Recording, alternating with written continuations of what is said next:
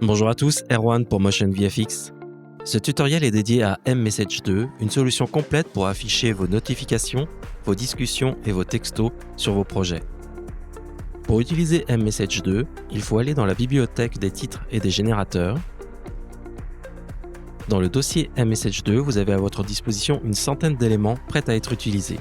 Les éléments sont répartis dans différentes catégories comme chat, icônes, appel entrant, input et notifications. Vous pouvez prévisualiser les éléments et chacune des animations en survolant les vignettes avec le curseur.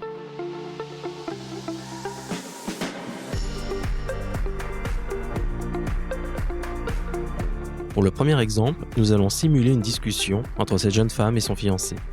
Commençons en ajoutant un message comme celui-ci. Pour l'intégrer, il suffit de le glisser et le déposer au-dessus de votre vidéo. On peut prévisualiser le résultat en activant la lecture. Je vais ajuster la durée. Tous les éléments sont composés de deux parties. Le message principal, que vous pouvez déplacer où vous voulez, et le tracker qui est parenté à ce message. Ce qui veut dire que si l'on bouge le tracker, le message suivra automatiquement le tracker.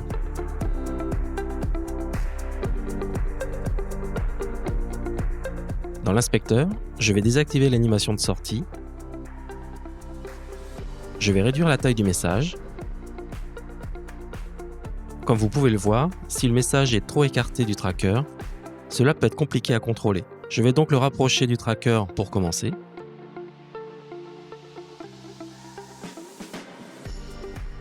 Je vais choisir une cible à suivre pour le tracker dans l'arrière-plan afin de reproduire le mouvement de la caméra. Je vais mettre la tête de lecture au début du titre et appuyer sur le bouton Track. mMessage 2 fonctionne avec le moteur du tracking planaire Mocha qui est très puissant et très fiable.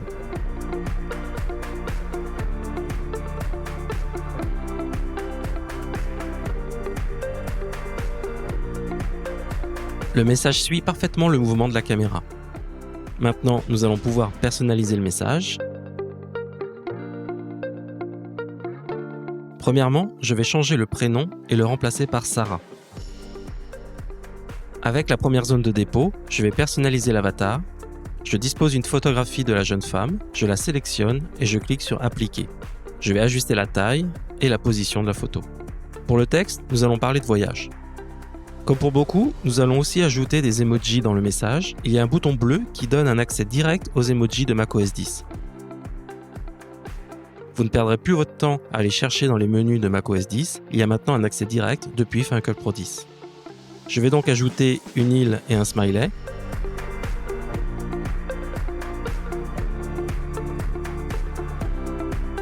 Je vais pouvoir maintenant ajouter une image dans la seconde zone de dépôt, comme celle-ci.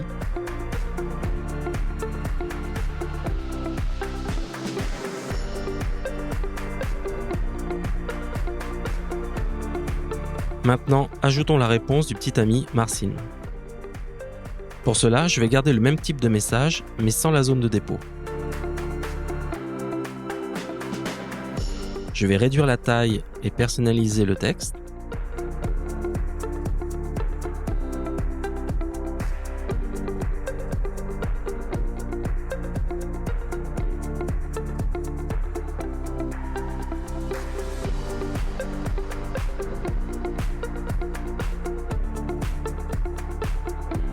Ajouter aussi des emojis, ainsi que changer le nom et l'heure.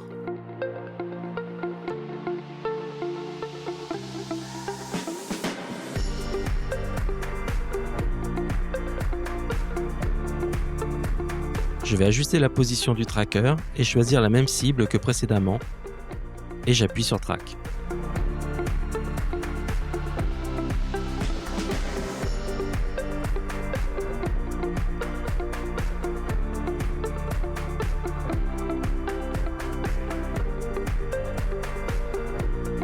Pour terminer la discussion, je vais ajouter un troisième message. Comme précédemment, je vais le traquer, changer le nom et l'heure.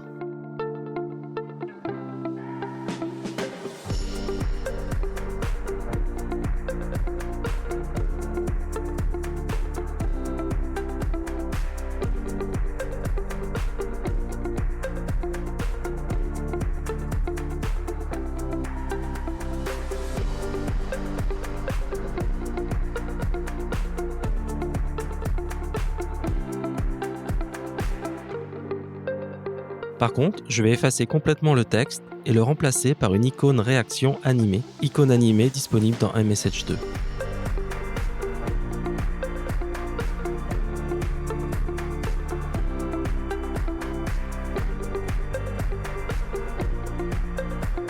Je traque.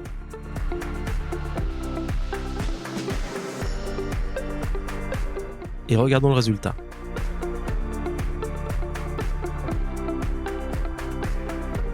Pour affiner le résultat final, je vais faire une correction de couleur en utilisant mFilm Look. Premièrement, je vais sélectionner tous les éléments et créer un plan composé. Dans la bibliothèque des effets, je vais sélectionner mFilm Look. Je peux prévisualiser les différents pré-réglages.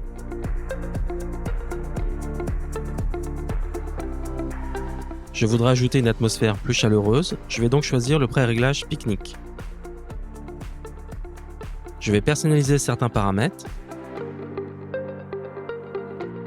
Tout d'abord, la vibrance, que je vais réduire légèrement. Je vais aussi modifier la position du lens flare en l'abaissant un tout petit peu.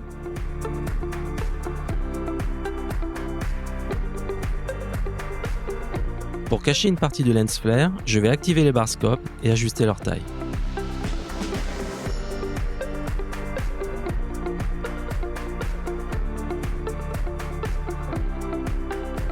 Je vais réduire l'intensité du lens flare.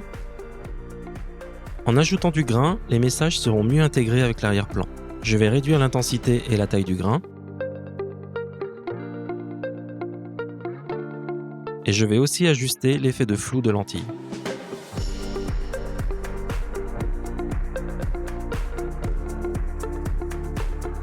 Pour compléter cette correction de couleur, je vais ajouter un élément de mMovie Light. Cela va permettre d'ajouter des effets lumineux texturés afin d'avoir un meilleur rendu cinématographique. Il y a en tout 60 pré-réglages disponibles.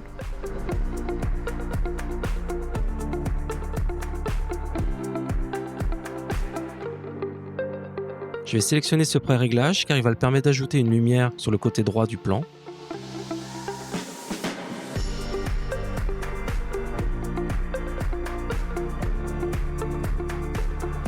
Beaucoup de paramètres sont disponibles dans l'inspecteur car l'effet est complètement personnalisable. Des paramètres sont aussi accessibles directement depuis le visualiseur.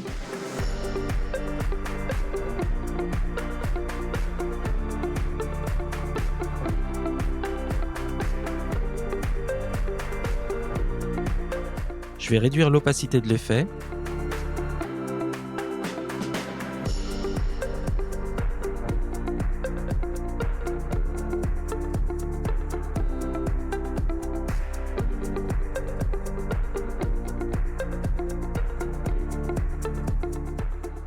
L'effet affecte les barscopes.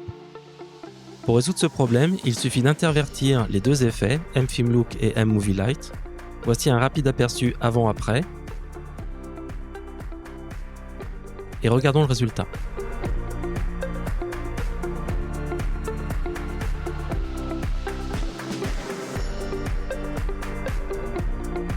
Pour le second exemple, nous allons nous concentrer sur la partie tracking et voir comment traquer un objet qui disparaît. Dans cet exemple, la femme texte depuis l'escalator. Le problème est qu'un pilier cache le téléphone à un certain moment. Pour commencer, je vais choisir ce message.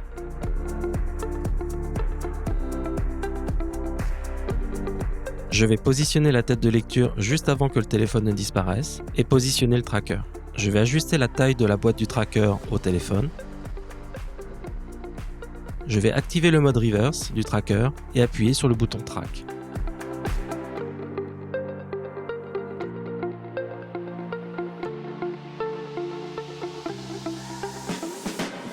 La première partie de l'analyse est faite. Je peux vérifier si le message suit bien le mouvement du téléphone.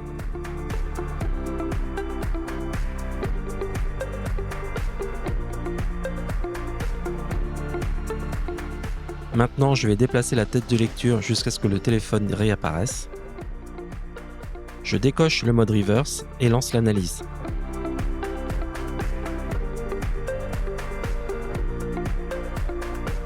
Comme vous pouvez le constater, le tracker a interpolé entre les deux positions avant-après le pilier.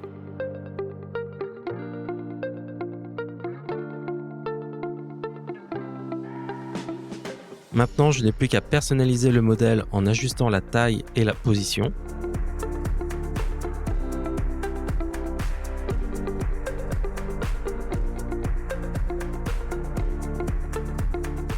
Je vais ajouter une image dans la zone de dépôt.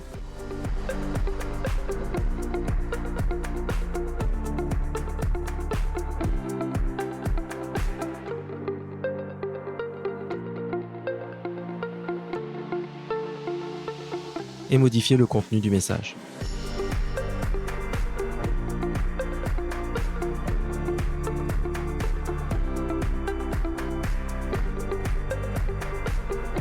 Tout est OK, le seul point que l'on pourrait améliorer est que le message passe derrière le pilier comme la femme et le téléphone.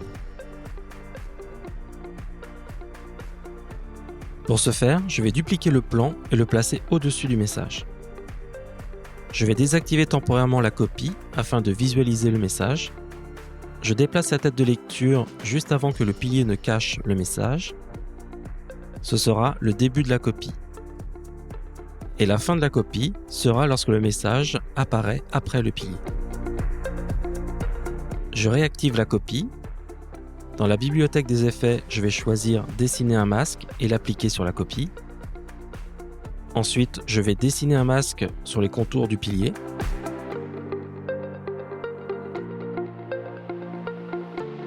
Une fois fait, on peut voir à nouveau le message. Il suffit maintenant d'animer le masque avec des points clés afin de suivre le mouvement du pilier.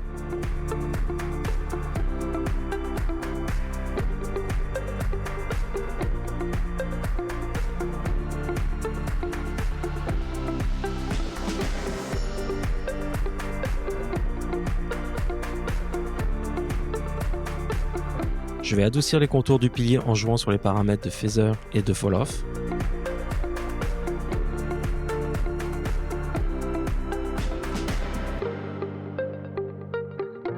Pour compléter le projet, je vais ajouter des réponses. Je vais utiliser les mêmes techniques de tracking que pour le message précédent.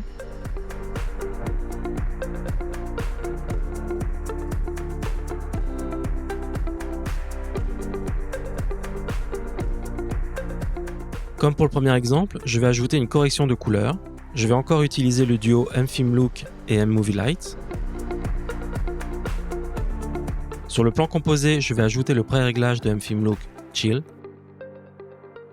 Je vais ajuster l'effet de flou de lentille pour ne pas flouter les textos.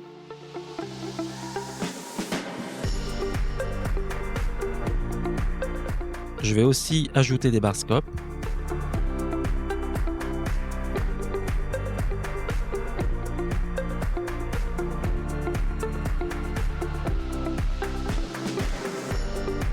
Puis, je vais éclairer le dos de la femme avec un effet mMovieLight.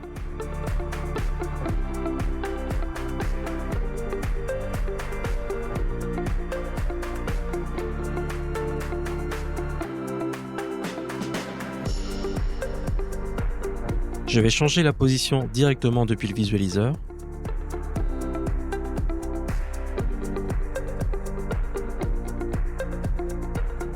Comme auparavant, je vais intervertir les deux effets afin que les barscopes ne soient pas affectés par les effets de lumière. Je vais réduire légèrement l'opacité des bokehs ainsi que l'effet de vignettage. Voilà, c'est fini. Regardons le résultat.